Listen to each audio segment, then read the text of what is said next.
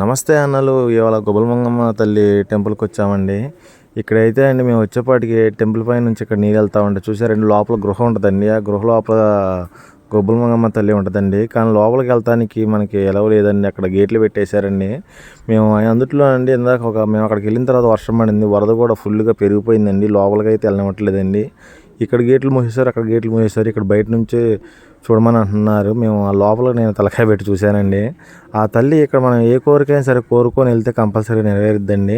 మీరు ఎప్పుడైనా సరే ఈ గుడికి తెలియకపోతే కంపల్సరీ రండి. మీకు ఏ కోరుకున్నా సరే ఇక్కడ నెరవేర్చుకోండి. పిల్లల గురించి కానీ ఏదైనా సరే సంథింగ్ ఏ ప్రాబ్లమ్స్ ఉన్నా సరే ఇక్కడ నెరవేరుతాయండి. ఇక్కడ రోజుకి కనీసం ఎటు చూసుకున్నా కూడా ఒక 20,000 మంది పైగా ఉంటారండి. అసలుకి ఫుల్గా ఉంటారండి జనం. అసలుకి మేము అయితే అండి ఏటపోతు తీసుకెళ్ళామండి. ఇక్కడ ఏటపోతు కోపిస్తున్నాం చూసుకోండి. ఇక్కడ ఏటపోతులు కోస్తారండి, అక్కడేమో పొట్ట పేగులు తీస్తారండి, అక్కడేమో కాళ్ళు కాల్స్తారండి. చూసుకోండి, ఇక్కడ అటు పక్కన మాసం కొడతారండి. రోజు కనీసం 100 పోతులు పైన తెగితాయి అని చెప్పారండి ఇక్కడ వాళ్ళు.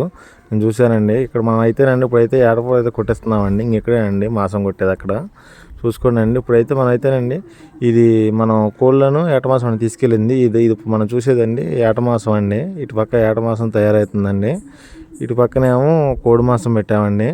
కానండి ఫుల్గా అయితే ఫుల్ ఎంజాయ్ చేసామండి. ఇది ఎక్కడో మీకు తెలియకపోతే కనుక ఇప్పుడే మన ఛానల్ సబ్స్క్రైబ్ చేసుకొని షేర్ చేసుకొని మనకు మెసేజ్ చేయండి. మీకు ఈ లొకేషన్ అనేది మీకు నేను కామెంట్ బాక్స్లో పెడతానండి. చూసుకోండి, మీరు కూడా వెళ్ళండి. మీకు ఏం కోరికలు ఉంటే నెరవేర్చుకోండి.